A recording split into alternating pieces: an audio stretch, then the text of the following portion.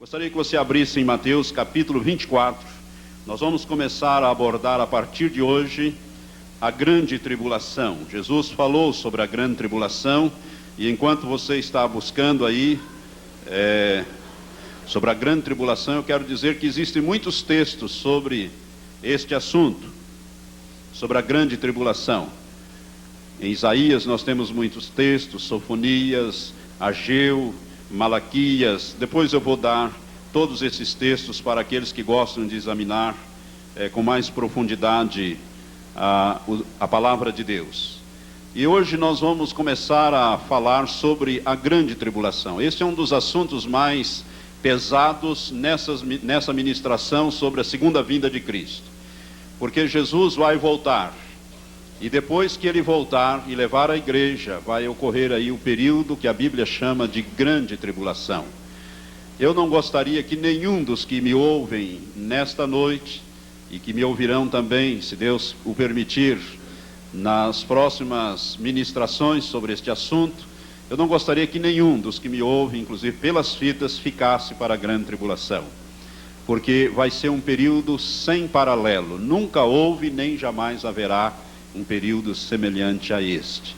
E me é muito difícil ministrar sobre a grande tribulação, porque Satanás não quer que você, inclusive meu ouvinte pelo rádio, saiba destas coisas, porque você sabendo disso, sabendo que Deus honra a sua palavra para cumprir, a Bíblia diz que o temor do Senhor é o princípio da sabedoria. O temor ali no sentido de reverência, sabendo que Deus é poderoso, não só para falar, como também para cumprir aquilo que ele diz. Capítulo 24 do Evangelho de Mateus, vamos em pé, a partir do versículo 15, Jesus fala sobre a grande tribulação. Nós vamos ler até o versículo 28, a Escritura. Jesus pregou este sermão 2 dias antes de ser preso e crucificado. Jesus pregou o sermão profético, onde ele fala sobre a grande tribulação, em particular aos seus discípulos. E ouça então o que Jesus falou. Jesus falando disse: quando, pois, virdes estar no lugar santo a abominação da desolação predita pelo profeta Daniel, quem lê, entenda, então os que estiverem na Judéia fujam para os montes. Quem estiver no eirado não desça para tirar as coisas de sua casa. Quem estiver no campo, não volte atrás para apanhar a sua capa, mas ai das que estiverem grávidas e das que amamentarem naqueles dias. Orai para que a vossa fuga não suceda no inverno, nem no sábado, porque haverá então uma tribulação tão grande como nunca houve desde o princípio do mundo até agora, nem jamais haverá. E se aqueles dias não fossem abreviados, ninguém se salvaria. Outra versão diz: nenhuma carne se salvaria, mas por causa dos escolhidos serão abreviados aqueles dias. Se, pois, alguém vos disser: eis aqui o Cristo, ou ei-lo ali, não acrediteis, porque hão de surgir falsos cristos e falsos profetas, e farão grandes sinais e prodígios, de modo que, se possível fora, enganariam até os escolhidos. Eis que de antemão vô-lo tenho dito. Portanto, se vos disserem: eis que ele está no deserto, não saiais. Ou eis que ele está no interior da casa, não acrediteis. Porque assim como o relâmpago sai do oriente e se mostra até o ocidente, assim será também a vinda do Filho do Homem. Pois onde estiver o cadáver, aí se ajuntarão os abutres. Que Deus abençoe esta palavra ao teu coração. Graças te damos, ó Pai, por esta revelação profética. Senhor, nós queremos estar preparados para o arrebatamento. Não queremos ficar, Senhor, para estes dias terríveis da grande tribulação. Por isso, Senhor, toma-nos agora, ó Pai, com a unção do teu Espírito, e ministra, Senhor, aos corações presentes, aos que nos ouvem pelo rádio, os que ouvirão por essas fitas de áudio e de vídeo. Ó Deus, toma, Senhor, a cada um de nós e prepara-nos, ó Pai. Abre agora os ouvidos espirituais, os olhos espirituais, para que possamos compreender a seriedade desta escritura profética. Ó Deus, nós abençoamos a tua igreja com o despertar. Ó Senhor, com um compromisso mais profundo contigo, a fim de que nenhum, Senhor, dos que nos ouvem seja deixado para trás. mas que todos participem do arrebatamento dos santos. Pai, a nossa oração é Maranata, ora vem, Senhor Jesus. Neste nome glorioso nós oramos. Amém, Senhor. Podeis sentar, amados. Irmãos queridos, eu tenho muitas coisas para falar sobre a grande tribulação. Hoje creio que vamos começar a fazer uma introdução. Domingo que vem devemos desenvolver mais este assunto e creio que em 2 ou 3 ministrações haveremos de concluir este assunto da grande tribulação. Quando vou ministrar, eu sempre digo que o que eu vou falar aqui, o que a Bíblia diz, o que a ciência está dizendo, os cientistas estão dizendo, e que nós vamos mencionar aqui, e vamos abordar aqui, não são coisas para causar terrorismo espiritual a ninguém. Não temos este propósito, mas nós falamos deste assunto, primeiro porque ele está na Bíblia, faz parte do sermão profético de preparação da igreja para a volta de nosso Senhor Jesus Cristo. E segundo, que as pessoas que quando ouvem a palavra de Deus, aqueles que têm o temor do Senhor, como eu disse que é o princípio de tudo, é o princípio da sabedoria, quando ouvimos a palavra de Deus e somos confrontados com esta palavra, nós vamos então ver a necessidade de uma preparação, de um compromisso mais sério com Deus a cada dia em nossas vidas. Irmãos, falando da grande tribulação, eu quero dizer a você que nós estamos já neste princípio das dores. A Bíblia usa muito esta linguagem, Jesus usou esta linguagem das dores de parto. As irmãs que já são mães, as mulheres que já são mães, sabem o que significa as dores de parto. Há um momento em que começam as primeiras contrações, e uma vez começadas as primeiras contrações, com o passar do tempo essas contrações se intensificam, e intensificam-se cada vez mais até o momento em que ocorre o nascimento. Uma vez começadas as contrações, não há mais como parar. O fim daquela situação é o nascimento, que no caso simboliza o que nós já falamos nas últimas ministrações, o arrebatamento da igreja, a separação do filho varão, que é a igreja invisível, a igreja que será arrebatada, da igreja visível, que é a mulher que está no Apocalipse 12, conforme nós ministramos no domingo último. E nós estamos vivendo então estes dias de princípios das dores. E na medida em que nós nos aproximamos do fim, eu quero dizer que a Bíblia nos ensina que nós haveremos de entrar numa situação caótica. O mundo está partindo e vai partir para uma situação de caos econômico e social. Irmãos, esta crise asiática nas bolsas dos países asiáticos não é uma coisa isolada e sem sentido. Eu quero dizer a você que nós já estamos começando a sentir essas dores de parto, essas situações difíceis. E isso já vem desde o ano passado, ou melhor, de 1996. Em 1997, em outubro, esta crise agravou. E quem viu o noticiário deste fim de semana se lembra que a Tailândia está em um verdadeiro caos. Não sei se você se lembra das notícias que passaram nos jornais da televisão, ou leram em jornais, né? A Tailândia, as pessoas estão indo para os mercados, estão cercando os caminhões que chegam com arroz, com os alimentos, para comprar. A polícia tem que intervir. Por quê? Porque ali houve uma queda na bolsa, e junto com a bolsa uma desvalorização da moeda, e a situação está difícil e caótica na Tailândia. Já há alguns dias atrás, a situação ficou extremamente difícil num dos países mais desenvolvidos dos chamados tigres asiáticos, que é a Coreia do Sul, que inclusive é um país que está sendo evangelizado a passos largos. A Coreia do Sul teve que lançar mão do Fundo Monetário Internacional de bilhões e bilhões de dólares, porque de repente se viu falida. O Japão, que é uma das grandes potências do mundo, também teve que lançar mão de suas reservas cambiais, para fazer frente a bancos que estão falindo no Japão. Enfim, a Ásia, o sudeste da Ásia, está entrando numa situação difícil, que tem refletido nas bolsas aqui no Brasil, e nós agora estamos com essas taxas elevadas de juros, esta dificuldade de desemprego. Nós estávamos indo muito bem, mas de repente as coisas ocorrem na Ásia, reflete no Brasil e reflete no mundo inteiro. Se você está acompanhando estes tremores, vamos dizer assim, econômicos, você já está sintonizando, você já está sabendo que nós estamos entrando numa situação de turbulência econômico-financeira. Irmãos, Deus tem falado, e eu estou fazendo aqui uma introdução, de que haverá um caos econômico e social no mundo.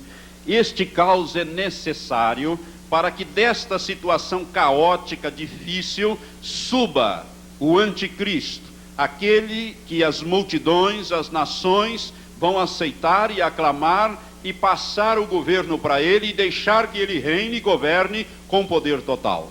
Porque se não houver uma situação caótica, uma crise econômica e social sem precedentes, nenhuma nação vai permitir que um líder de um pequeno país da Europa venha governar.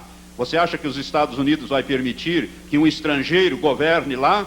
Você acha que a Alemanha vai permitir, que a Inglaterra vai permitir, ou a França, ou mesmo o Brasil, o Chile, ou qualquer país, que um estrangeiro venha nos governar, mesmo lá da Europa, venha ditar as regras econômicas e financeiras aqui? Absolutamente. Cada país tem a sua soberania, mas quando a coisa fica caótica, fica difícil, os governos e os povos querem a solução. É como diz aquele ditado popular: farinha pouca, meu pirão primeiro. Não é verdade? E assim agem todas as pessoas. Se a farinha é pouca, eu quero o meu pirão primeiro. Primeiro o meu, depois o outro. E é por isso que o mundo terá que ir para uma situação caótica para que as nações aceitem e aclamem o anticristo que vem com a solução de Satanás e para governar toda a terra. Por isso, irmãos, nós não devemos ter medo dessa situação, mas também eu quero dizer a você que, não obstante o mundo esteja caminhando para isto, Jesus disse que quando estas coisas começassem a acontecer, nós não devíamos correr de medo, fugir e enfiar a nossa cabeça no chão. Jesus disse ao contrário, nós devíamos dar pulos de alegria, porque a nossa redenção se aproxima. Quando virdes todas estas coisas, sabei que eu estou próximo, que eu estou às portas. Você deve dar pulo de alegria, porque a nossa pátria está nos céus e é para lá que nós vamos. Nós não temos nada com este mundo, nós não somos daqui, nós somos cidadãos do reino de Deus. Estamos aqui por um tempo, mas nós vamos passar a eternidade com Deus e não a eternidade aqui na terra. Por isso nós não precisamos ter medo. Também nós não precisamos ter medo desse salmo que eu li, o Salmo 46, eu vou falar mais para o fim dessa ministração. Quando eu estiver terminando a grande tribulação, eu vou voltar a este salmo, porque esse salmo é profético. Este salmo, muita gente pensa que ele é poético, mas ele não é poético, ele é profético. Ele é profecia pura, ele é grande tribulação, ele se encaixa exatamente na grande tribulação. Aquilo que o salmista diz vai acontecer na grande tribulação, porque existem outros textos da Bíblia que mostram exatamente isso. Este salmo nos diz que o Senhor dos Exércitos é o que mesmo? O que você falou bem no início aí para o seu irmão? É o nosso refúgio. O Deus de Jacó é o nosso refúgio. O Senhor dos Exércitos, Ele é a nossa rocha. O Deus de Jacó é o nosso refúgio. O Salmo 91, irmãos, tem que ser uma realidade na vida dos santos, da igreja, quando nós entrarmos por esse caminho, quando o mundo entrar por esse caminho de caos, de situação, porque Deus sempre fez diferença entre aquele que o serve e aquele que não o serve. Davi, um grande homem de Deus, ele diz: fui moço e agora sou velho, eu nunca vi o justo passar necessidades, nem a sua descendência a mendigar o pão. E se isto Deus nunca permitiu, jamais vai permitir nesses dias finais. Ao contrário, a igreja terá o suprimento sobrenatural de Deus, porque Deus é aquele que chama à existência as coisas que não existem. Assim como Jesus, para alimentar aquela multidão, pegou 5 pães e 2 peixes, e com ele multiplicou, e fez aquele milagre portentoso, e daquele milagre comeram ali 5.000 homens, fora as mulheres e crianças. Nós tínhamos ali pelo menos umas 10, 12 mil pessoas, sem dúvida, daí para mais, ainda sobraram 12 cestos cheios, 12 alcovas, 12 cestos grandes, daqueles 5 pães e 2 peixes. Jesus, o Senhor, fará grandes milagres nesses últimos dias. Nós não precisamos ter medo, porque o Deus de Jacó é o nosso Deus, o Deus de Abraão é o nosso Deus, o Deus de Abraão é o Deus que chama à existência as coisas que não existem. Por isso o Salmo 91 deverá ser uma realidade em nossa vida. Nunca esqueça do Salmo 91. Aliás, da palavra de Deus toda, mas o Salmo 91 tem que passar pela sua mente, ir lá no seu espírito e gerar a fé, a vida de Deus necessária para que você possa falar a palavra do Deus vivo e ela ser uma realidade na sua vida. Estamos entrando num caos econômico e social. Deus deu essa visão também a David Wilkerson. David Wilkerson é um homem, é um pastor da Assembleia de Deus nos Estados Unidos. Ele escreveu uma visão. Deus deu 2 visões a David Wilkerson em sua vida. A primeira visão o levou a trabalhar com os menores delinquentes juvenis das quadrilhas ali de Nova York, e também com os viciados em drogas, da onde surgiu esse movimento de recuperação de viciados de drogas e de menores abandonados. Aconteceu com David Wilkerson em 58, Deus deu essa visão a ele, tirou do interior dos Estados Unidos e levou a Nova York, e ele fundou esse ministério. E Deus, em 73, deu uma outra visão a David Wilkerson a respeito das coisas que deveriam acontecer nesse final de milênio, nesse final da volta de Jesus, quando Jesus estivesse para retornar. E é interessante que ele publicou isso num livro chamado The Vision, a visão, que só existe em inglês e em espanhol, La Vision em espanhol, eu tenho em espanhol, não existe em português este livro.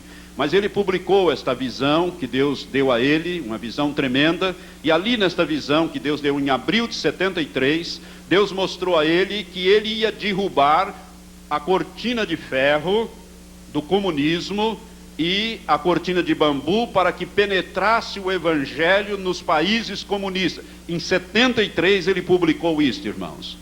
Isto só veio a ocorrer em 89. Quem em 73 ousaria profetizar a queda da União Soviética, o desaparecimento, a queda do muro de Berlim? Ninguém. Por isso Deus deu essa palavra, mas Deus disse para ele que a finalidade era a penetração do evangelho nestas áreas. E hoje na China é o lugar onde mais se converte gente na face da terra. A China e também nos antigos países comunistas da Europa Oriental. E eu quero dizer a você que o mesmo Deus disse que isso não ia durar muito tempo, que haveria um fechamento e o que se seguiria uma grande perseguição. Nesta mesma obra, neste mesmo livro, Deus fala isto através de David Wilkerson. E Deus dá a ele 5 visões, ou visão de 5 coisas que deveriam ocorrer. E a primeira delas, eu vou ler aqui um extrato bem rapidinho, aqui é apenas um resumo. Ele diz assim: em primeiro lugar, eu vi 5 calamidades terríveis que virão sobre todo o mundo. Em primeiro lugar, uma confusão econômica que afetará o mundo todo. Vi que se passarão alguns anos de prosperidade e em seguida virá esta crise econômica que afetará o modo de viver de toda pessoa sobre a terra. Os economistas mundiais não poderão explicar o que estará acontecendo. Começará na Alemanha, se estenderá ao Japão e por fim aos Estados Unidos. Corporações grandes, sérias, bem conhecidas, desmoronarão, irão à falência. Muitas igrejas sofrerão bancarrota e muitos projetos missionários desaparecerão. Uma das mensagens mais claras que recebi de Deus em minha vida é esta, abre aspas: usa os anos bons que restam, preparando-te para a crise financeira. Põe tua casa em ordem, porque vem tempos difíceis, fecha aspas. Vou repetir, Deus disse a ele isto: usa os anos bons que restam, preparando-te para a crise financeira. Põe tua casa em ordem, porque vem tempos difíceis. Irmãos, na mensagem total, no livro A Visão, Deus diz que uma das coisas que nós devemos fazer é nos livrar das dívidas. Dívidas que não sejam necessárias, como uma dívida hipotecária, um financiamento de um BNH, uma coisa assim, que você paga por mês, tudo bem. Mas dívidas nós não devemos fazê-las e nem mantê-las, porque dívidas serão um motivo de tropeço quando vierem essas crises. Então nós devemos estar preparados para estes momentos. Ela virá. A Bíblia diz que aquele que vir o mal e se prepara, sábio é. E Deus está revelando isso desde 73. E eu quero dizer que essas coisas já estão em andamento. Para mim, esta crise asiática, ela é uma espécie de um tremor que antecede os grandes terremotos. Você sabe que os grandes terremotos têm aqueles pequenos tremores de terra, né, que avisam a chegada ou que está chegando um grande terremoto. Para mim, essas crises na Ásia, em outros, no México, em outros lugares, na economia, é um sinal de que esta crise virá. O dólar vai deixar de ser a moeda padrão, monetária, de referência. Outra moeda surgirá. Ela surgirá na Europa. Provavelmente será a moeda do mercado comum europeu, que é o euro. Deverá ser a próxima e forte moeda ou padrão monetário internacional. O dólar vai deixar de existir como uma moeda padrão internacional. Portanto, se você tem dólar, é bom ir se desfazendo, porque esta moeda já está podre. Eu não sei se você sabe, em 75, uma estatística dizia que $1 vale, na verdade, 40 centavos. Se todos os possuidores de dólar do mundo chegassem no governo americano, no tesouro americano, e dissessem: toma aqui o teu dólar e me dá o meu em ouro, cada dólar em 75 seria pago a apenas a taxa de 40 centavos de dólar. 60 ele já foi corroído. Portanto, é uma moeda podre, dado ao grande déficit do governo americano, que gasta mais do que tem. Não quebraram ainda porque tem a maquininha de produzir o dólar. Por isso, e a economia é forte. Mas o déficit americano é uma coisa espantosa. Esta crise econômica virá. Tudo isso está dentro deste controle. Com esta crise econômica e social virá também um aumento da violência. Se a violência hoje já está em parâmetros insustentáveis, imaginem com uma crise desta, como ela deve aumentar. É o cavalo vermelho que fala nos Apocalipse capítulo 6. Então, irmãos, nós devemos nos preparar para estas coisas. Uma outra coisa que deverá anteceder esta grande tribulação é um declínio moral dos homens. Hoje, irmãos, a imoralidade está campeando em todas as coisas. Basta você que é mais antigo ver um filme antigo, você vê como as coisas eram há 30, 40 anos atrás. Se você vê um filme moderno hoje, o filme moderno tem sexo, tem violência, tem tudo. Tudo o que não presta. Aliás, a Rede Globo tem uma chamada, mais ou menos, que diz assim, quem tem a Globo tem tudo. E eu costumo dizer, tudo o que não presta. Quem tem a Globo tem tudo o que não presta. Porque se você ligar e passar um dia ligado vendo a programação daquela emissora, você vai ver a desgraça que é aquilo. É um instrumento de Satanás, jorrando no seu lar, como diz Billy Graham, a televisão um esgoto, jorrando sujeiras e podridão no seu lar.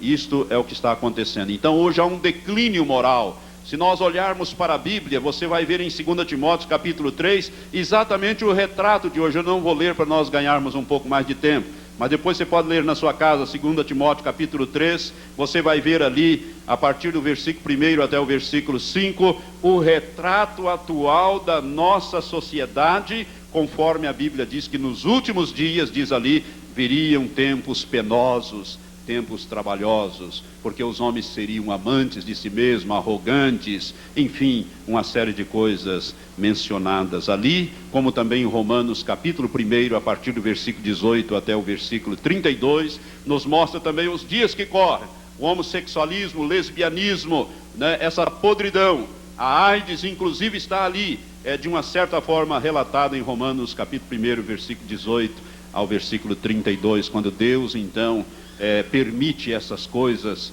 né, para que a humanidade colha a semeadura da sua, a colheita da sua semeadura. Uma outra coisa que deve acontecer também, que antecipa, e nós já estamos vivendo, é a apostasia na igreja e no mundo. Irmãos, como hoje a apostasia tem ocorrido? Quando eu falei dos sinais da volta de Jesus, eu mostrei algumas coisas. Hoje já até seminários estão ensinando de que o nascimento de Jesus não foi virginal.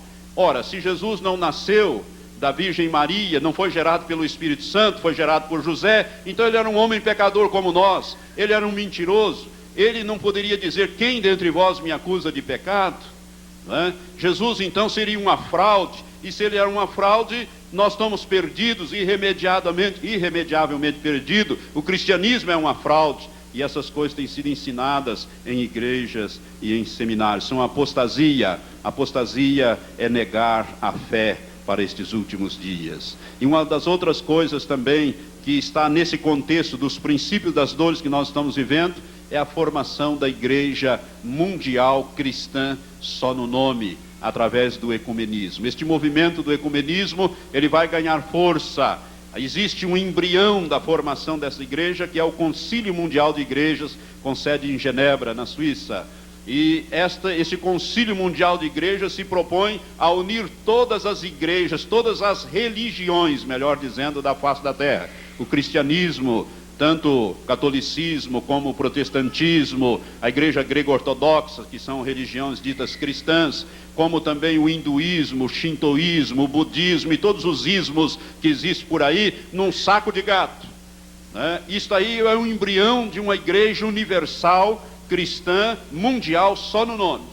E esta igreja, Deus disse a David Wilkerson, nessa mesma visão, que esta igreja seria dominada pelo povo da nova era, que introduziria no seio desta igreja mundial as práticas da nova era, inclusive o chamado espiritismo, ou espiritualismo, como hoje é chamado as práticas espiritualistas dentro desta igreja mundial. Junto com esta igreja, ou seja, para e passo, Deus também tem revelado que a verdadeira igreja vai ganhar cada vez mais força. O Espírito Santo estará unindo os cristãos, os verdadeiros cristãos, não debaixo de uma placa, de uma denominação, mas independentemente das igrejas, dos currais, das denominações, estará unindo, uma união com base na condução objetiva do Espírito Santo, dos santos destes dias finais que antecedem a volta de Jesus. Irmãos, estes são os princípios das dores. Jesus disse que quando nós víssemos essas coisas, as dores de parto haviam começado. Nós estamos vendo essas coisas já acontecer diante de nós.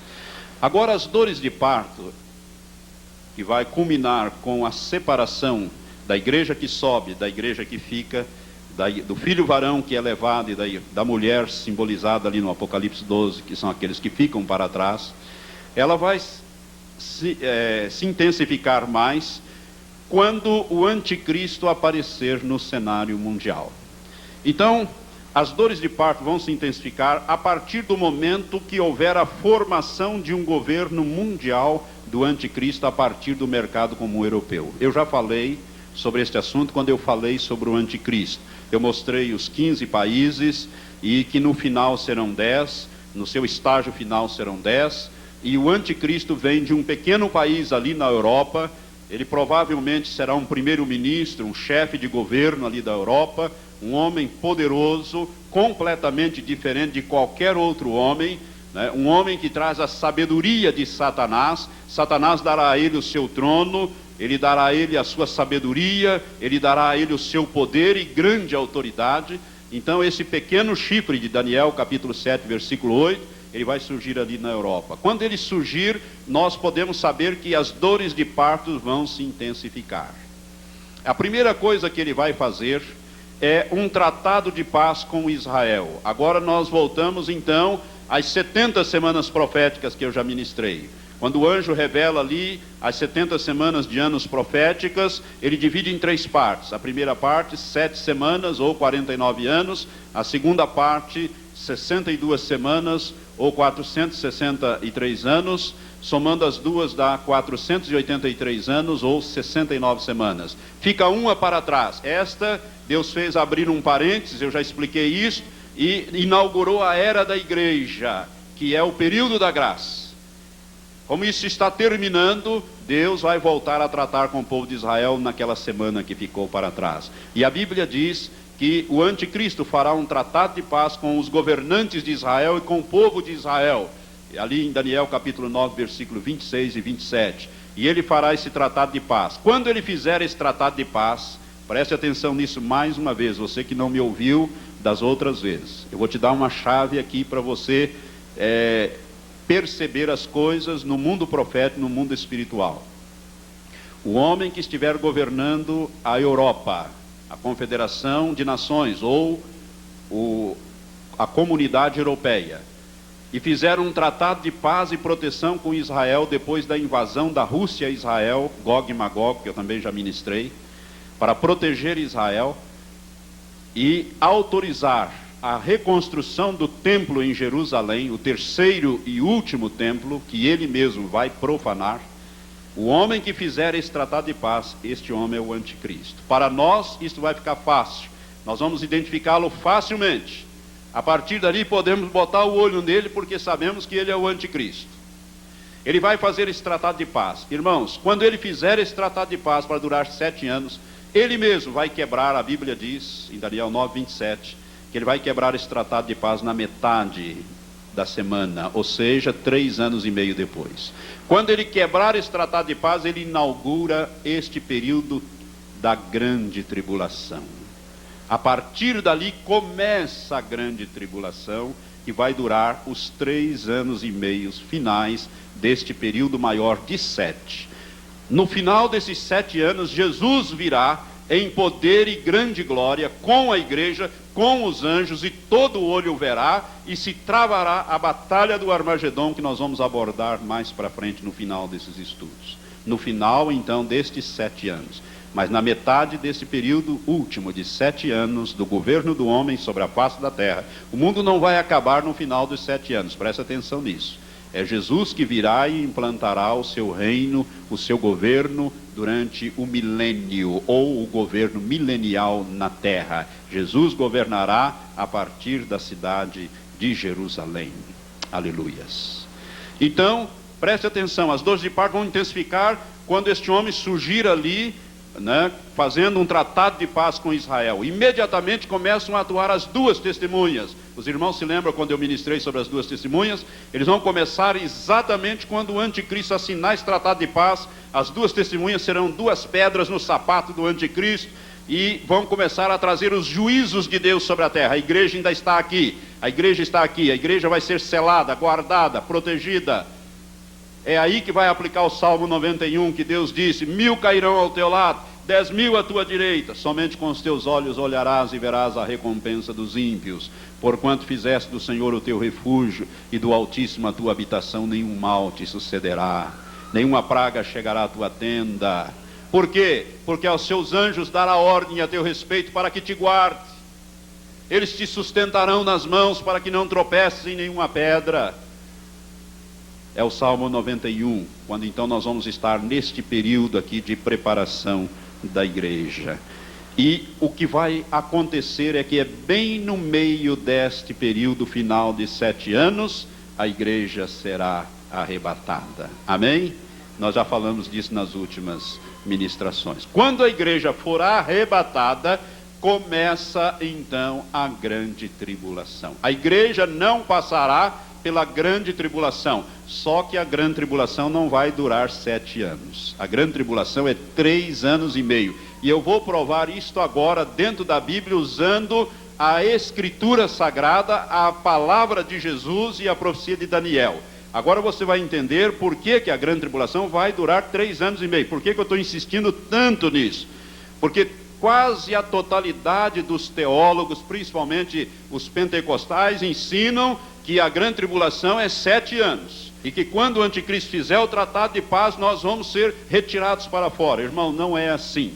Nós vamos estar aqui, nós vamos vê-lo governar, nós vamos estar aqui ainda, e nós vamos só ser retirados na metade deste período. Vamos ver então o texto que nós lemos de Mateus, capítulo 24, versículo 15. Mateus capítulo 24, versículo 15. Eu não sei se na sua Bíblia tem, em cima, antes do capítulo, do versículo 15, tem uma epígrafe chamada A Grande Tribulação. Eu quero dizer para você que isso não consta dos textos originais. Isso aqui foi introduzido para nos ajudar a saber os textos, ou de que assunto se trata os versículos seguintes. Mas se trata exatamente da grande tribulação.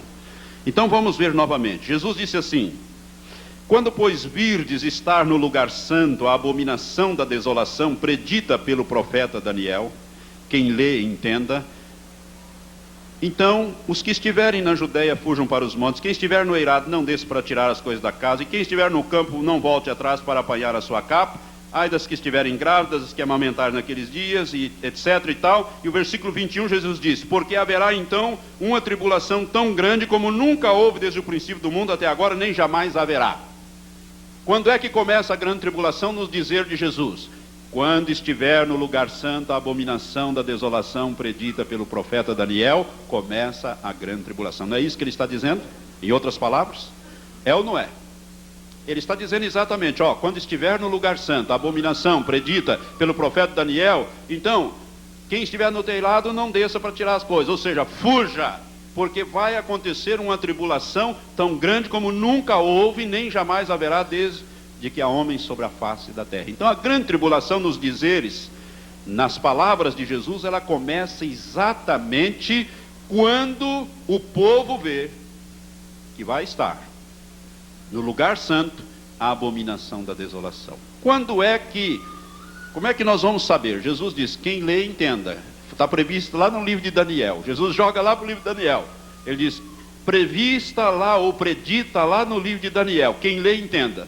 A maioria lê, mas não entende. Mas nós vamos ler agora e nós vamos entender com a graça de Deus. Amém? Então põe o teu dedo aí marcando e vamos lá no livro de Daniel. Jesus está se referindo a 3 textos aqui. Primeiro, Daniel 9, 27. Livro do profeta Daniel, capítulo 9, versículo 27.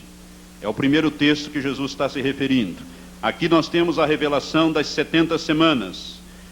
E aqui o anjo diz: e ele, que é o anticristo, aqui esse ele aqui refere-se ao anticristo, ou seja, o príncipe que há de vir, que é o anticristo. Versículo 27, todos acharam? E ele fará um pacto firme com muitos judeus, porque a profecia se refere aos judeus e à cidade de Jerusalém. E ele fará um pacto firme com muitos por 1 semana, e na metade da semana fará cessar o sacrifício e a oblação. Irmãos, o anticristo, na metade desses 7 anos, ele vai quebrar o pacto e ele vai fazer cessar os sacrifícios mosaicos, ou seja, os sacrifícios de imolação de animais, que ele vai permitir quando ele autorizar a reconstrução do templo. Quando ele autorizar a reconstrução do templo, voltam os sacrifícios da lei de Moisés. Volta a funcionar aquilo que está parado desde o ano 70 da nossa era. Desde o ano 70 da nossa era, quando Tito destruiu Jerusalém, destruiu o templo. Nunca mais o templo foi reconstruído, nunca mais foram oferecidos os sacrifícios da lei de Moisés. Então, o anticristo vai permitir a reconstrução do templo e vai permitir a volta. Tudo está pronto para a reconstrução desse templo.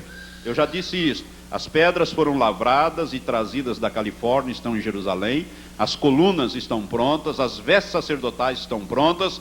Enfim, tudo está pronto. Basta apenas o anticristo autorizar a reconstrução do templo. Tem que ocorrer ali um terremoto para destruir aquelas 2 mesquitas que estão no Monte Moriá, que é o monte do templo, onde estão hoje a mesquita de Omar, a mesquita da Cúpula Dourada e a mesquita de Al-Aqsa.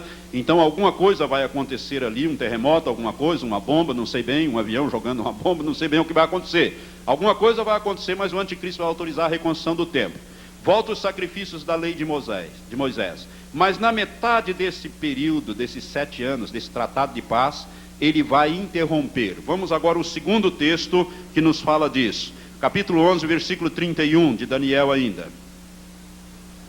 Versículo 31, o anjo detalhando essa revelação, ele diz: e estarão ao lado dele, isto é, do anticristo, forças que profanarão o santuário, isto é, a fortaleza, e tirarão o holocausto contínuo, estabelecendo a abominação da desolação. ou desoladora. Então veja bem, ele vai profanar, vai retirar o holocausto contínuo, isto é, aqueles sacrifícios que a lei de Moisés impõe que se faça todo dia, de acordo com a lei mosaica, se fazia um sacrifício, às 9 horas da manhã e às 3 horas da tarde, de manhã e de tarde, de manhã e de tarde, todos os dias. Esse é o sacrifício contínuo, ou seja, é isso que vai ser tirado dali, o holocausto contínuo, o sacrifício contínuo. E ele vai estabelecer a abominação da desoladora. Eu vou já dizer o que é essa abominação desoladora.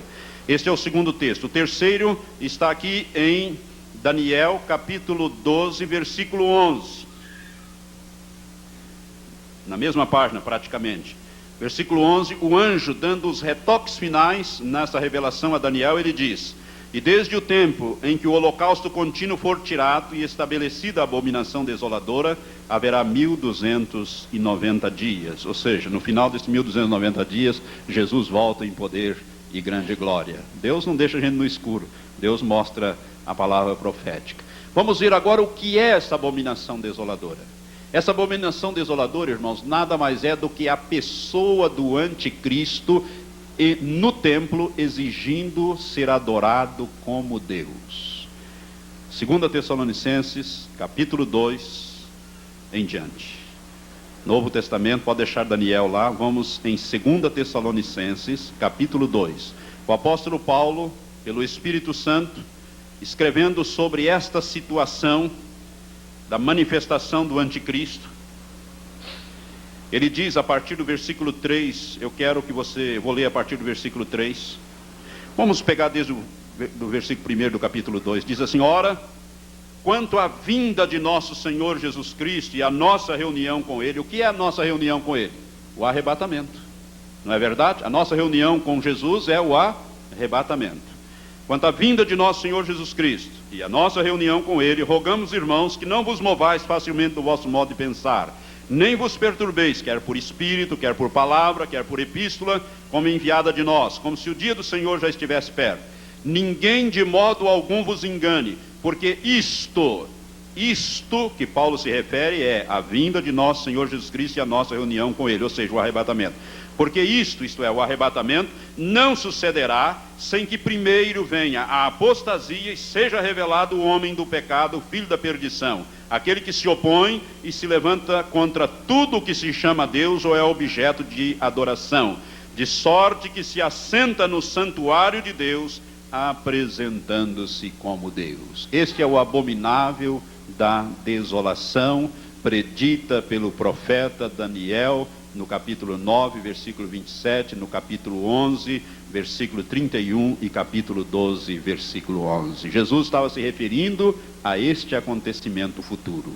Ele diz: quando virdes estar no lugar santo, a abominação da desolação. Agora eu vou te explicar o que é este lugar santo. A abominação da desolação, você já sabe, é o anticristo. Quando é que isso vai acontecer? Quando ele quebrar o tratado de paz, entrar no templo e exigir adoração. E nós já vimos, quando falamos das duas testemunhas, que ele vai fazer isto quando ele derrotar as duas testemunhas, matar as duas testemunhas e dizer para o mundo todo: eu é que sou o verdadeiro Deus, eu é que tenho o poder. Porque esses dois que profetizavam em nome de Jeová e em nome de Jesus, e que pregavam, esses dois que ninguém podia com eles, eu acabei com eles. Eu fiz guerra, os venci e os matei, e os seus corpos estão aí. Eu é que sou o verdadeiro poder, eu é que tenho o verdadeiro poder, eu que sou o verdadeiro Deus. E ele vai se introduzir no templo, colocar lá o seu trono, conforme diz esse texto de 2 Tessalonicenses 2, e vai se apresentar como Deus. Irmãos, para você ter uma ideia do que vem a ser este lugar santo que a Bíblia está falando aqui, é o seguinte: imagine aqui o nosso templo. O nosso templo, ele tem esta parte onde os irmãos estão sentados, tem esta parte, que é um lugar, o púlpito, o santuário aqui, o púlpito, nessa parte, e nós temos aqui a parte externa, o pátio, que nós chamamos. No templo de Jerusalém, tanto o primeiro como o segundo, como também esse terceiro que será reconstruído por ordem dele, ou com a permissão dele, o templo é construído da seguinte maneira: fora fica o átrio, ou os átrios, que são os pátios. As pessoas não entram no templo como nós hoje entramos no templo e adoramos a Deus aqui dentro. Em Jerusalém, no templo, não se entrava, só os sacerdotes entravam. As pessoas ficavam nos átrios, por isso que nós cantamos hoje, nos átrios do Senhor. Átrios é a parte externa. Então tinha os átrios das mulheres, os átrios dos gentios, os átrios disso, átrios daquilo. Então tinha os lugares próprios para as mulheres ficarem, os estrangeiros ficarem, etc. Os judeus ficaram, átrios dos judeus, porque os judeus não podiam entrar no templo. Quem entrava era só o sacerdote. Ou melhor, os sacerdotes. Então os sacerdotes entravam nesta parte que era chamado santo. O templo era dividido em duas partes. Uma parte menor, que tinha uma cortina bem grossa, bem espessa, que ninguém podia entrar além daquela cortina na parte menor. Na parte menor ficava apenas a arca da aliança, que representava a presença de Deus no meio do povo de Israel. Esta arca da aliança ficava além da cortina, no lugar chamado Santo dos Santos, ou o lugar santíssimo. No lugar santíssimo, nenhum sacerdote podia entrar, menos ainda o povo ficava lá fora. Aliás, o povo não podia entrar nem no lugar santo, só os sacerdotes. E no lugar santíssimo, só o sumo sacerdote, uma vez por ano, para oferecer sacrifício pelos seus pecados e pelo pecado de todo o povo. Então ele entrava uma vez por ano só. E quando ele entrava, as suas vestes sacerdotais tinham sinetas, sininhos, e ele era amarrado com uma corda pela cintura, porque se Deus não aceitasse o seu sacrifício e o matasse ali na sua presença, porque a arca simbolizava a presença de Deus, os sacerdotes não podiam entrar lá, então eles puxariam com a corda aquele corpo.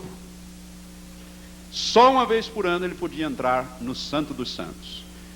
No lugar santo, os sacerdotes entravam e ofereciam os sacrifícios de sangue no lugar para a remissão dos pecados do povo. Quando Jesus morreu, a Bíblia diz em Mateus 27 que o véu do santuário se rasgou de alto a baixo. Este véu era um véu muito espesso, segundo os estudiosos, ele tinha 8 centímetros de espessura, não era um véuzinho fininho não. Quando a gente pensa véu, a gente pensa uma coisinha fininha, esvoaçante. Não, ele era uma cortina bem grossa, bem tecida, e ele foi rasgado por Deus de alto a baixo. Não foi o homem que rasgou de baixo para cima, foi de alto a baixo, ou seja, Deus acabou com esse tipo de culto e impedimento para ir à sua presença. Por isso que a Bíblia diz que Jesus nos inaugurou um novo e vivo caminho através do véu da sua carne. E então hoje nós temos acesso ao trono de Deus, conforme nos diz Hebreus capítulo 10. Nós vamos direto ao trono de Deus, à presença de Deus. Não existe mais este véu do santuário. Este culto acabou, esse tipo de coisa acabou. Jesus, pelo véu da sua carne, ele nos possibilitou entrarmos em seu nome diretamente à presença do Pai. Não só do átrio para o Santo dos Santos, mas direto ao lugar santíssimo, aonde Deus está presente. Amém? Então eu quero que você entenda, o anticristo então vai profanar o quê? O santuário, o lugar santo, ou seja, esta parte onde os irmãos estariam sentados hoje. Ele vai colocar ali o seu trono, muito provavelmente ele vai colocar o seu trono ali e vai exigir a adoração como Deus. Aí começa a grande tribulação, porque o judeu jamais adorará um homem como Deus, por mais poderoso que este homem seja. Por mais extraordinário que ele seja, o judeu prefere morrer do que adorar um ser humano, ou seja, um homem como Deus. É exatamente aí que começa a grande tribulação. E quando é que vai começar a grande tribulação? Daniel 9:27 diz que na metade da semana, ou seja, na metade dos 7 anos. Metade dos 7 anos, irmãos, então a grande tribulação vai dar o quê? Os 3 anos e meio finais. Está provado que a grande tribulação vai durar 3 anos e meio só? Está claro para você? Ficou claro agora o raciocínio? Biblicamente provado, Jesus é quem disse isto. Jesus disse que a grande tribulação começa quando estiver no lugar santo, o abominável da desolação. No original hebraico e no grego é a abominação que desola, ou seja, o anticristo. Ele é a abominação que desola, ele é a incorporação de Satanás, ele vai exigir ser adorado como Deus. Aí começa este período tenebroso da grande tribulação. Mas você não precisa estar aqui para ver isto. É melhor não ver, né? É melhor ter subido antes. É melhor ter sido arrebatado antes. O arrebatamento da igreja ocorre antes. Nós não vamos ver ele introduzir, não. Nós vamos antes para estarmos para sempre com o Senhor. Não precisamos passar, mas os que vão ficar vão saber disso. E eu vou agora, a partir daqui, desenvolver este estudo da grande tribulação. Tudo que eu falei aqui é uma introdução sobre a grande tribulação. A grande tribulação, então, começa exatamente naquele momento em que o anticristo introduzir o seu trono em Jerusalém, dentro do templo, que é o abominável da desolação, como disse o apóstolo Paulo, né, que é aquele que vai entrar no santuário de Deus e se apresentar como Deus, no lugar de Deus. Ele vai se apresentar como sendo o Deus Todo-Poderoso. Ele vai, né, os judeus vão recebê-lo como Messias, mas ele vai se apresentar como se fosse Jeová, ou no lugar do Senhor Jeová. Ele vai se apresentar como Deus, e o judeu vai recusar a adorar, e aí então começa a grande perseguição, porque o anticristo sabe dessas coisas e ele estará preparado para imediatamente colocar em ação a perseguição.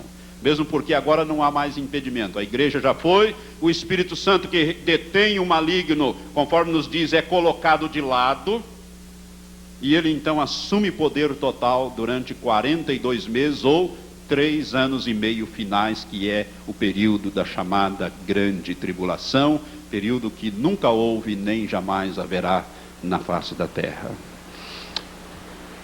Eu sei que é difícil ministrar sobre isso, porque a gente fica com o coração meio apertado, mas irmãos, isto é apenas o início. Depois nós vamos ver então como é que se desenvolverá esta grande tribulação.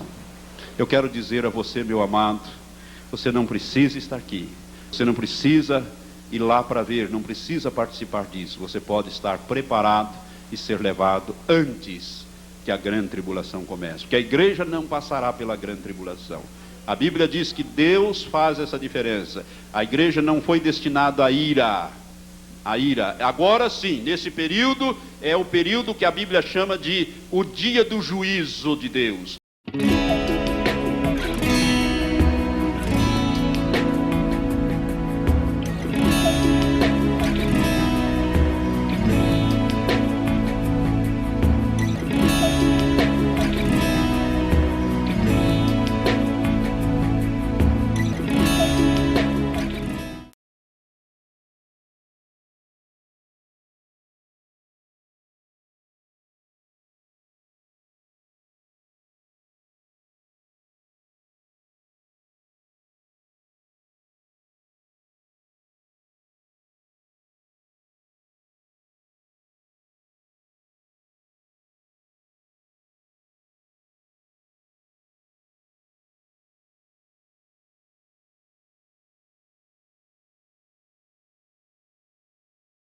Hallelujah, your love makes me sing. Hallelujah, hallelujah, hallelujah, your love makes me sing. Hallelujah, hallelujah, hallelujah, your love makes me sing. Hallelujah, oh, hallelujah, your love makes me sing. Your love is amazing, steady and unchanging. Your love is a mountain firm beneath my feet. Your love is a mystery, how you gently lift me when I am surrounded. Your love carries me. Hallelujah, hallelujah, hallelujah, your love makes me sing. Hallelujah, hallelujah, hallelujah, your love makes me sing. Your love is amazing, steady and unchanging. Your love is a mountain is a mystery. You gently lift me when I am surrounded. Your love carries me. Hallelujah, hallelujah, hallelujah. Your love makes me sing. Hallelujah, hallelujah, hallelujah. Your love makes me sing. Your love is surprising. I can feel it rising. All the joy that's growing deep inside of me. Every time I see you, your goodness shines through. I can feel this God song rising up in me. Hey, hallelujah, hallelujah, hallelujah. Your love makes me sing. Hallelujah, hallelujah, hallelujah. Your love makes me sing. Your love is amazing, steady and unchanging. Your love is a mountain beneath my feet. Your love is a mystery. How you gently